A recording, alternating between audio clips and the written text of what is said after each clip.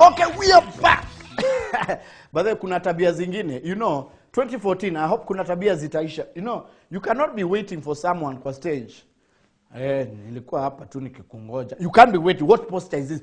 When you're waiting for someone, you need to have purpose. Hata, hi, nimekuwa nikungoja, I've been here too. You can't. Sasa mtu unaanza hadithi na mtu purpose. Okay? Now, by the way, life is like a book. Every morning you write a new chapter. Every morning you read a new chapter.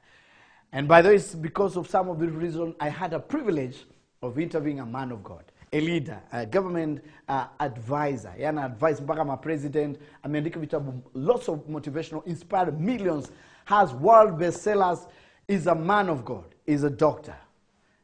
We had an exclusive interview, mimi na yeye, anaitwa Dr. Myles Munroe. This year I hope you'll have purpose in your life. Ukiamka kila morning, just like a gazelle, have purpose mahali unakimbia, and you have to keep on running. Because the moment you stop, then you'll be caught up by life.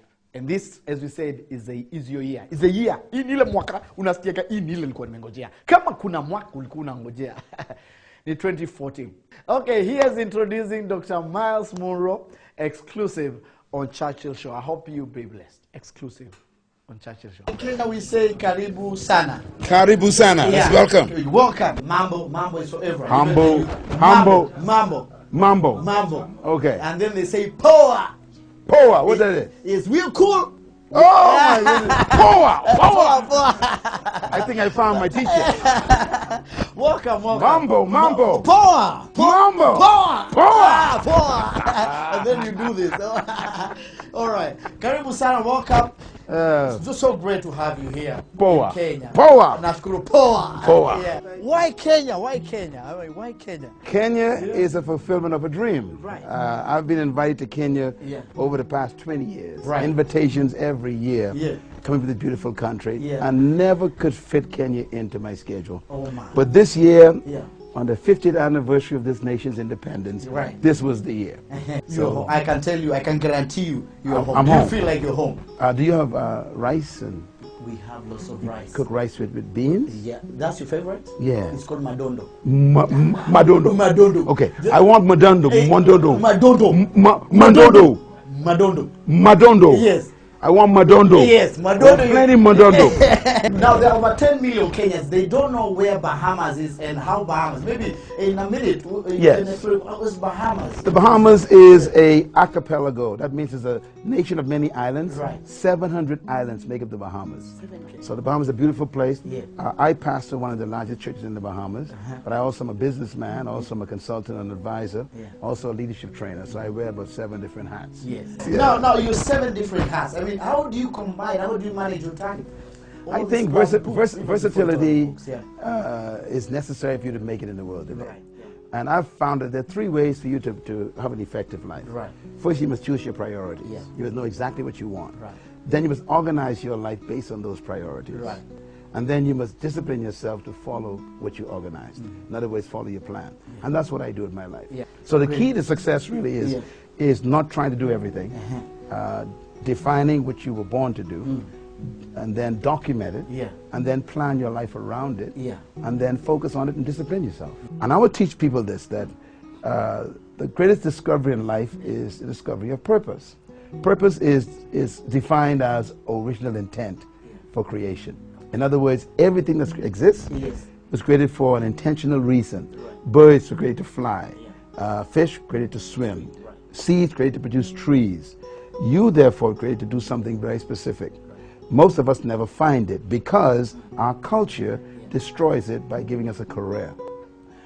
I believe, for example, here you are, you have a gift of motivating people to enjoy life, to look at life in a comical way, to not be too serious. You have a gift of making people feel comfortable and laugh at themselves and at life. That's a gift. Now, imagine you trying to be a secretary in an office typing at a typewriter.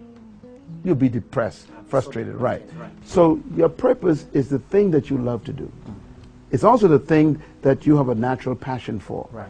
So every human being was born, they say that a bird gets energy from flying. Right. A fish gets energy from swimming. Right.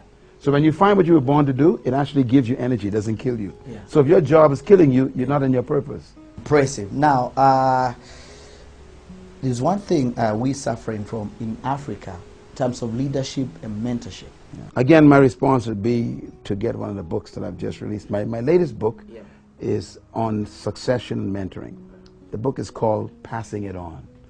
Passing on the power, passing on the authority, passing on the influence. Right. And most of us, we don't want to pass it on because the history of oppression produces a spirit of self-preservation.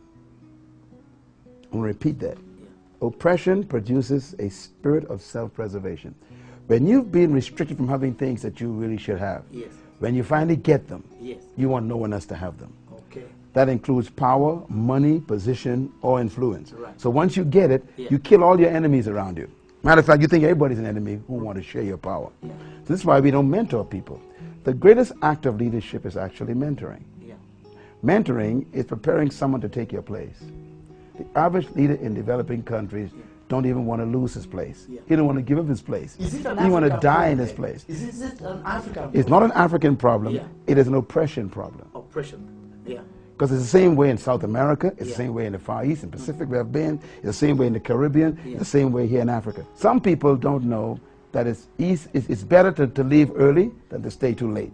In other words, don't wait for people to wish you were gone. Because remember, you don't live on in buildings, you live on in people. Right. Jesus Christ, I believe, is the greatest leader that ever lived. He never built a building. Right. He simply built people. He left the earth 11 young men. Today we're still being impacted by them 2,000 years later. So a great leader is one who identifies people and begins to train them to take his place. Right. As a matter of fact, here's what I think is the greatest statement about succession. It's a simple statement. It is better for you that I go away. Because if I don't go away, you won't do greater works. Wow. That is better. It's one more time. It is better for you that I go away. Because if I don't go away, you won't do greater works. That statement was made by Jesus Christ. It's the most powerful leadership statement on succession. It's amazing. In other words, he was telling them, if I stay, I'm preventing your progress. So let me go. My absence creates your greatness. The youth of this country, you need to just talk to the youth of this country. 60% of them, and they lack mentors, they lack role models. They want to be inspired to realize those dreams. I think my story is probably the best story to tell our young friends watching a program today. I was born in colonialism in 1954, and I was born in a very poor family, 11 children. I am number 6. I was born sleeping on the floor on a mat. We were very, very poor. But we went to schools, and my teacher, most of my teachers were from Europe. They were either from England or Scotland or somewhere. And they actually told us as kids that we were not true humans. They said that you are black monkeys, your brains are not developed well, you cannot be educated properly. And I was told this as a kid. And I remember one day, my teacher, Mr. Robertson, said to me that you are retarded, you cannot learn. He told me this. He was from Scotland. And he had a class of 36 black kids. And he used to tell us all the time, I'm wasting my time trying to educate animals. And so I was very, very much oppressed by his statement about me. And I went home to my mom and I told my mom, maybe he's right because I'm getting an F in my grades. Everything is going wrong. Maybe I am a half-breed monkey. You almost believed I almost believed him. And my mother held me by my collar, my dirty shirt. She shook me. She said, don't you ever repeat that again. You are not uneducable. You are not a monkey.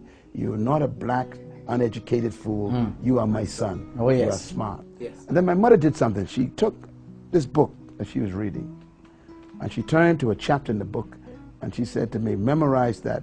Go in that closet, memorize it. And I went in this closet and memorized the statement from the book. And the statement simply said, now unto him who is able to do exceedingly abundantly above, far beyond all you can ever ask, think, or imagine, according to the power that worketh within you. Now that part got me. I was 13 years old. And I memorized that particular statement to the point where I could close the book and I could repeat it. And when I went and told my mom I could repeat it, she said, repeat it. And I said, Now unto him who is able to do exceeding abundantly above, far beyond all I can ever ask, think, or imagine, according to the power that works within me. She said, that's my boy. That's my boy. She said, say it again. So from that day, I decided, my mother says, remember, the power is not in your white teacher. The power is in you. It's not even in heaven, it's in you. She said, go to school and use the power. And I took a decision that day. I would never let a teacher teach me again. I took the algebra books, memorized all the formulas. I took the geometry book, memorized all the formulas. Why aren't you rebelling now? I refused to let a teacher teach me because I didn't trust a teacher anymore. So I decided to educate myself. In 6 months, my grades went from an F to an A. Oh my. Now, I became an A student. Because, and I'm saying for young people, sometimes young people allow other people to dictate what they should be. Right. I declared independence from other people's opinions and decided to educate myself. I became an A student and I graduated top of the school with the highest grades in the whole school at the end of the following year.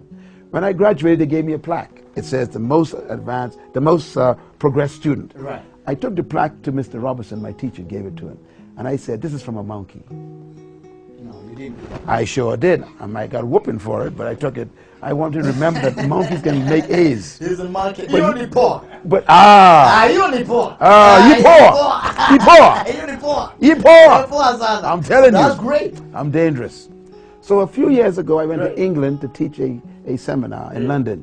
Very quickly. And when I was finished, I was autographing my books in the lobby in the hotel downtown London, and an old man walks up with a cane. He was shaking very much, and he was on the line with two of my books. One of them was very old and marked up. The other book was brand new. I autographed the books for him. I said, thank you very much, sir. He looked at me, and he wouldn't move. This old man, he was shaking with a cane. And I said, sir, thank you very much for coming to the seminar today. He said, yes, I appreciate that. I said, thank you, sir. There's a line behind you. Can you allow the others to come? I can autograph their books. And he just stood there looking at me. And then he started to weep. And he said, I used to live in the Bahamas. I said, really? Where? He said, in Nassau. I said, sir, that's where I'm from. I said, what did you do in the Bahamas? He said, I was a teacher. I said, what school did you teach at? C.H. Reeves High School. I says, that's the school I went to. And then he says, you don't remember me, do you? I said, no, sir.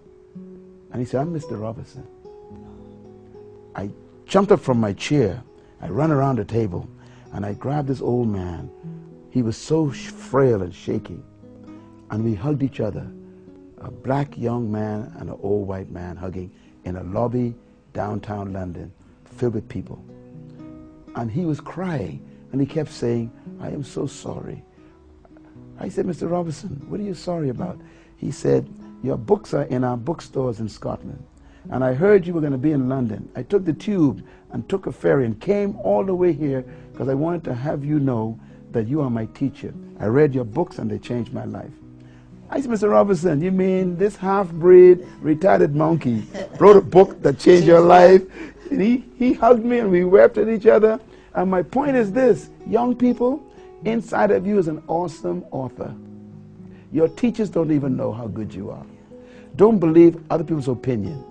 God gave you birth for a reason. There's something you were born to do. And I want you to discover what you were born to do, because what you were born to do is more important than what other people think you should be doing.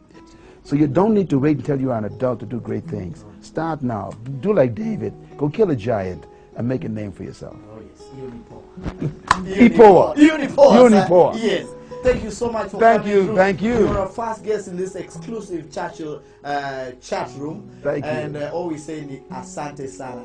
In fact, you can tell them Unatazama Chacha Show. Chacha Show. Thank you. Chacha Show. In Kenya, when we have a visitor, we normally have some little stuff for them. You don't have to leave you empty. Oh, I mean, I get a gift? You got a gift. It's special from us. It's called Living Africa. It has a story from all of Africa. You can open it. Beautiful, beautiful collection of African stories. Yeah, and of course, pray for us, our family. Our just say a prayer. Let's all bow together. We pray right now. Yeah, may many come to know you personally through this ministry of laughter and joy. Thank you again for your hand upon your servant. Use him, Lord, to be your prophet of laughter. In Jesus' name. Amen. Amen. And that's your new name. Prophet of laughter. Thank you very much.